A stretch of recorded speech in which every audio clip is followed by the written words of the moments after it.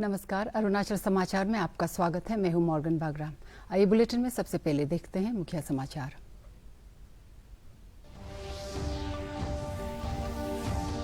National education policy 2020 लागू होने के 3 वर्ष पूरे।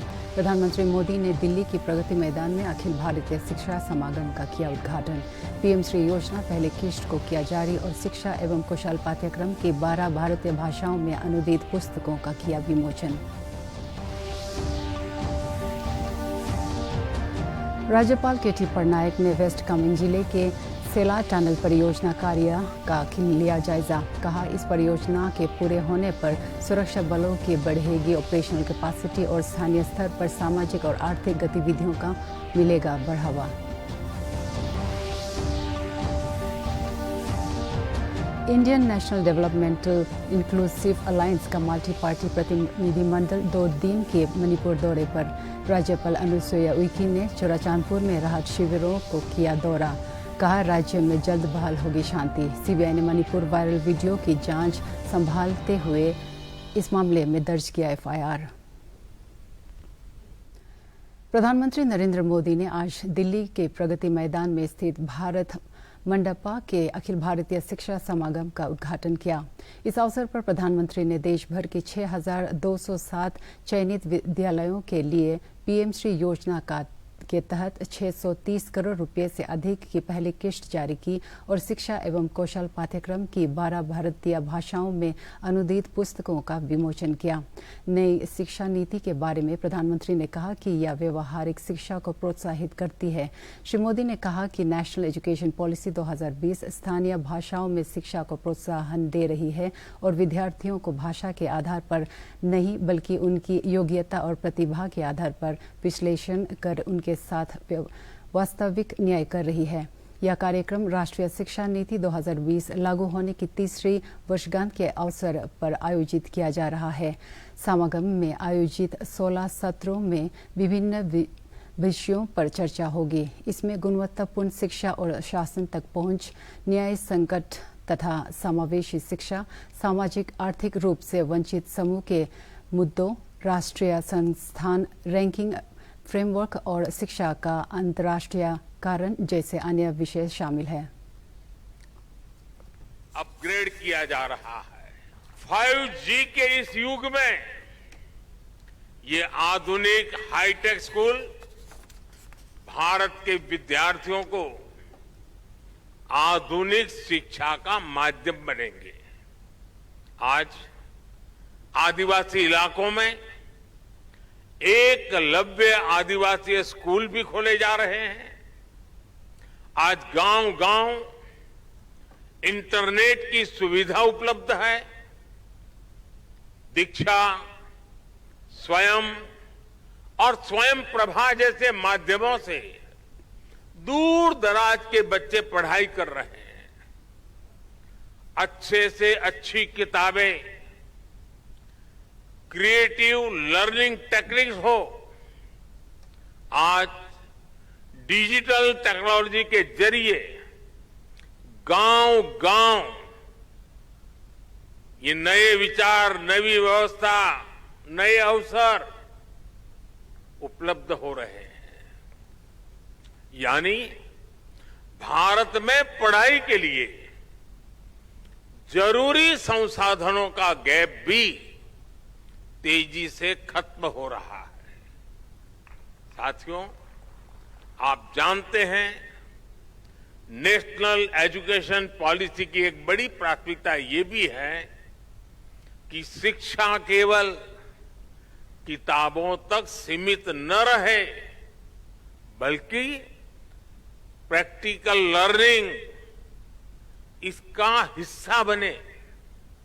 इसके लिए वोकेशनल एजुकेशन को जनरल एजुकेशन के साथ इंटीग्रेट करने का काम भी हो रहा है।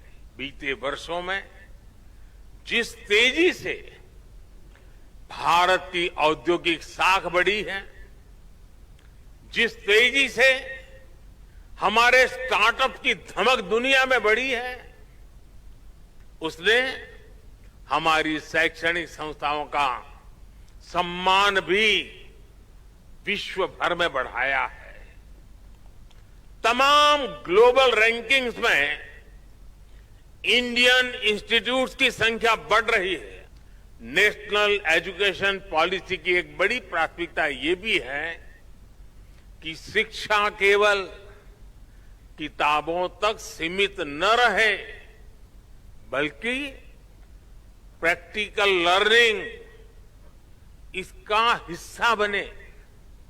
इसके लिए वोकेशनल एजुकेशन को जनरल एजुकेशन के साथ इंटीग्रेट करने का काम भी हो रहा है।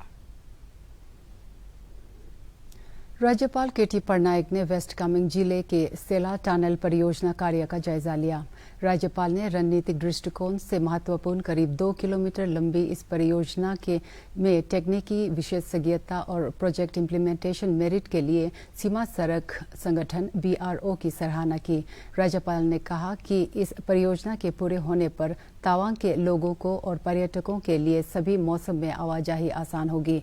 उन्होंने कहा कि इससे सुरक्षा बलों के ऑपरेशनल कैपेसिटी बढ़ेगी और स्थानीय स्तर पर सामाजिक और आर्थिक गतिविधियों को भी बढ़ावा मिलेगा।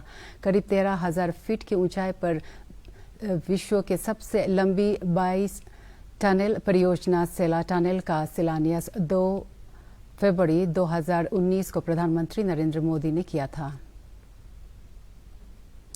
अरुणाचल प्रदेश के उप मुख्यमंत्री चाउना मेन ने ईटानगर के जू ट्राई जंक्शन के पास नवनिर्मित प्लानिंग एंड इन्वेस्टमेंट डिपार्टमेंट के गवर्नमेंट रेसिडेंशियल कॉम्प्लेक्स का उद्घाटन किया। करीब 33 करोड़ 50 लाख रुपए की लागत से शहरी विकास विभाग के आवासीय परियोजना के पूरा होने से प्लानिंग एंड इन्वेस्टमेंट डिपार्टमेंट के अधिकारियों और कर्मियों के लिए बेहतर आवासीय सुविधा मिलेगी।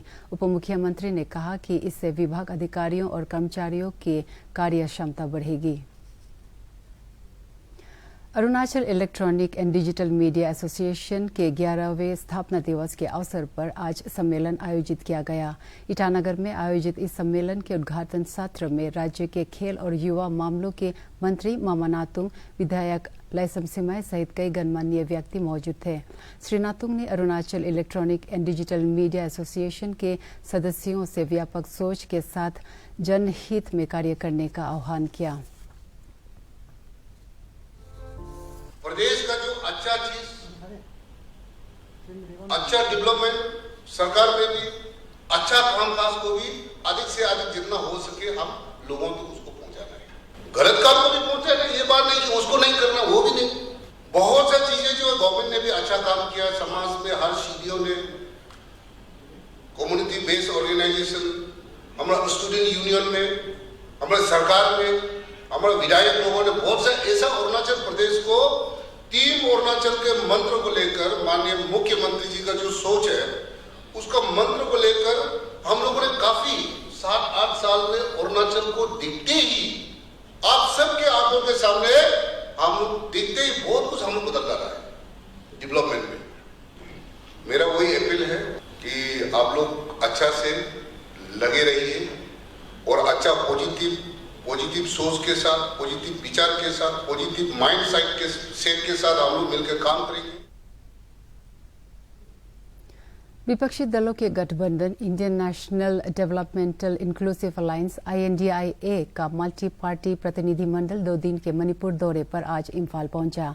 यह प्रतिनिधिमंडल पिछले 3 महीने से मणिपुर में हिंसा से प्रभावित इलाकों का दौरा कर प्रभावित परिवारों से मुलाकात करेगा। इधर CBI ने शनिवार को मणिपुर वायरल वीडियो की जांच संभालते हुए इस मामले में FIR दर्ज की है। इस महीने की शुरुआत में महिलाओं को निवस्त्र घुमाने का वीडियो वायरल हुआ था, जिसे लेकर पूरे देश में आक्रोश फैल गया। सुप्रीम कोर्ट ने भी इस पर केंद्र और राज्य सरकार से जवाब मांगा था, जिसका बाद अदालत में हल्फनामा दाखिल कर केंद्र ने बताया कि उसने मामले की जांच CBI को सौंप दी है। वहीं राज्यपाल अनुसुई उइके ने चुराचांदपुर में राहत शिविरों का दौरा किया और आश्वासन दिया कि राज्य में जल्द ही शांति बहाल की जाएगी। घर वापस जाना चाहते हैं, तो मैं यही कोशिश कर रही हूँ कि पीस के लिए सारे लोग मिलकर ये प्रयास करें और निश्चित रूप से दोनों कम्युनिटी के लोग आपस में बातचीत करके भी उनको भी समझा रहे हैं, वो भी समझा रहे हैं। और दोनों कम्युनिटी के लोग भी यही चाहते हैं कि पीस आना चाहिए। और ऐसी स्थिति में हम दोनों ही कम्युनिटी के लोगों से, सीएसओ से, उनसे बात कर रहे हैं। ऑल पॉलिटिकल पार्टी से भी बात कर रहे हैं कि इन लोगों को समझाएं, हिंसा छोड़ें और एक शांति लाने के लिए एक अपील करें। लोगों को एक शांति लाने के लिए सद्भावना, जैसे पहले यहाँ पीस था वैसी स्थिति फिर से आ जाए, यही हम सब लोगों को समझा रहे हैं। वो जो लोग भी आ रहे हैं यहाँ पर देखने आ रहे हैं पीस लाने के लिए, और उनसे भी मैं यही कहूंगी कि आप यहाँ की जनता और यहाँ की जो स्थिति है उसमें पीस लाने के लिए आप सबका सहयोग मिले। मैं उनसे भी यही प्रार्थना करती हूँ। पूरी दुनिया में हर साल 29 जुलाई को अंतर्राष्ट्रीय बाघ दिवस मनाया जाता है। यह दिवस बाघों के संरक्षण के संबंध में जागरूकता फैलाने के लिहाज से मनाया जाता है। देश का राष्ट्रीय पशु होने के नाते बाघ भारत के लिए खास अहमियत रखता है। केंद्र सरकार ने बाघ गणना के आंकड़े जारी कर दिए हैं। वर्ष 2022 की गणना के अनुसार भारत में बाघों की संख्या बढ़कर 3167 हो गई है। मध्य प्रदेश ने अपना टाइगर स्टेट का दर्जा कायम रखा है और यहाँ बाघों की संख्या सबसे अधिक 785 है। दूसरे स्थान पर कर्नाटक और तीसरे स्थान पर उत्तराखंड है। विश्व में 70% टाइगर पॉपुलेशन भारत में है और देश में टाइगर रिजर्व की संख्या 53 है। अंतर्राष्ट्रीय बाघ दिवस के अवसर पर ईटानगर के बायोलॉजिकल पार्क में आयोजित एक कार्यक्रम में वन और पर्यावरण मंत्री मामा नातुंग ने ICICI फाउंडेशन द्वारा CSR स्कीम के तहत नमदफा टाइगर रिजर्व और पाके टाइगर रिजर्व के लिए प्रदान किए 3 वाहनों को हरी झंडी दिखाकर रवाना किया। उन्होंने वन विभाग के आला अधिकारियों के साथ ईटानगर बायोलॉजिकल पार्क में शामिल किए गए 2 टाइगर और 3 घड़ियाल को करीब से देखा। इंटरनेशनल टाइगर डे के अवसर पर लोहित जिले के गवर्नमेंट सेकेंडरी स्कूल वाखरो में छात्रों के लिए पेंटिंग और निबंध प्रतियोगिता आयोजित की गई। इसके माध्यम से छात्रों को वन्य जीव और प्रकृति संरक्षण के विषय में जागरूक किया गया।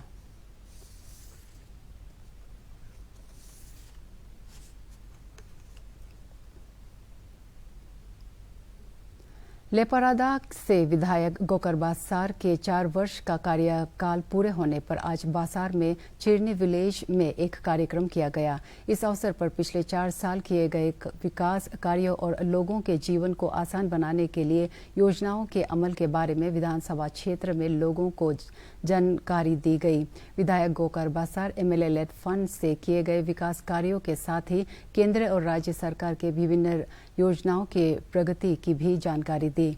इलेक्ट्रिकल डिपार्टमेंट दिल्ली के लिए विधायक ने आज मेंटेनेंस व्हीकल प्रदान किया। सेंक्शन तो काम लाने में जी दिल्ली में कागज है इनका ये जल्द से जल्द स्कूल शुरू है।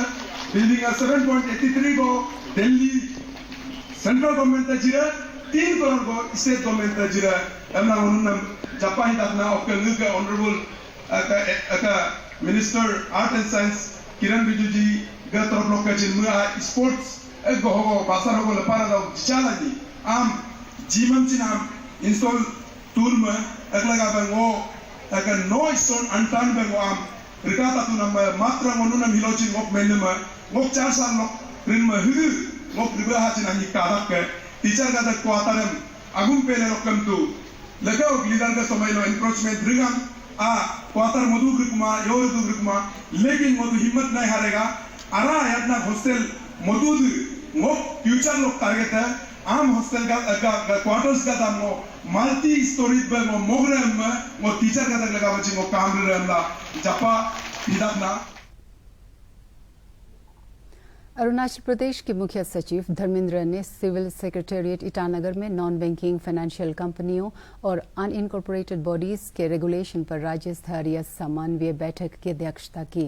मुख्य सचिव ने सरकारी कर्मचारियों, पुलिस और आम नागरिकों के लिए वित्तीय साक्षरता अभियान चलाने पर जोर दिया।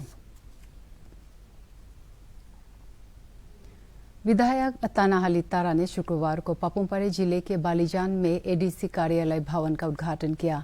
उन्होंने पोता सब डिवीजन के जल संसाधन विभाग के असिस्टेंट इंजीनियर कार्यालय सहित जिले की कई विकास परियोजनाओं का शुभारंभ किया। विधायक तानाहाली तारा ने कहा कि सरकार शिक्षा, स्वास्थ्य, सड़क, बिजली, पेयजल आपूर्ति और कृषि एवं बागवानी क्षेत्र पर विशेष ध्यान दे रही है।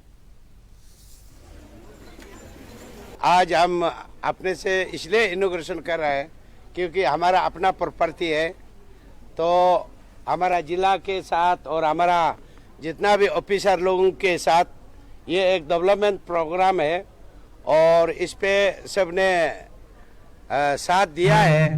मैं इसको बहुत बार हमारा राज्य के मुख्यमंत्री जी को और हमारा जो संसद को हम एक बार इसको मेगा इनॉग्रेशन करने के लिए पूरा 14 नवंबर को एक साथ करने के लिए किया था, तो टाइम के शॉर्ट होने के वजह से तो उसको टाइम दे नहीं पाया और हम लोग एक बार 6 जुलाई में हम लोग प्रोग्राम रखा था। उधर से फिर 6 जुलाई में क्या हो गया, उधर से सेंट्रल से एक ऑर्डर आया है कि अशूरा ए मुहर्रम आज पूरे देश में धार्मिक आस्था और श्रद्धा के साथ मनाया जा रहा है। यह दिन पैगंबर मोहम्मद के नवासी हजरत इमाम हुसैन और उनके साथियों के बलिदान दिवस को चिन्हित करता है, जिन्होंने करबला में सत्य, धर्म और न्याय को कायम रखने के लिए अपना बलिदान दिया। आज देश भर में तजिया जुलूस निकाला गया। करबला के बलिदानियों के सर्वोच्च बलिदान के याद में मजलिस या धार्मिक बैठक भी आयोजित की जा रही है।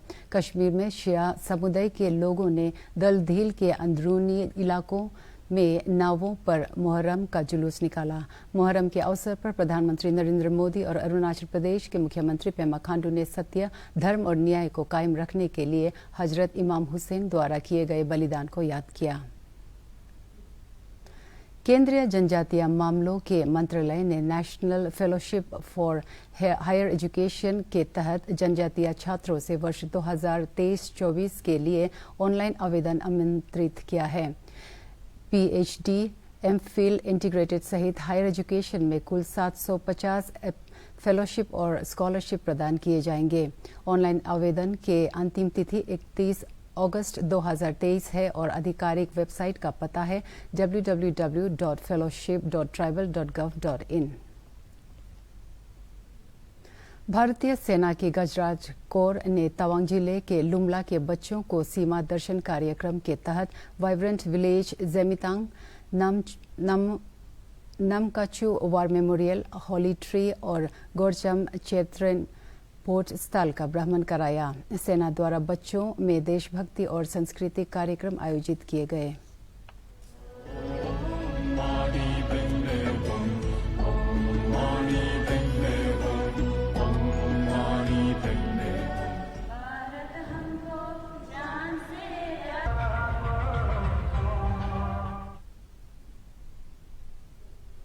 अरुणाचल समाचार के आज के अंक में इतना ही। हम कल फिर हाजिर होंगे अरुणाचल और देश दुनिया की खबरों के साथ।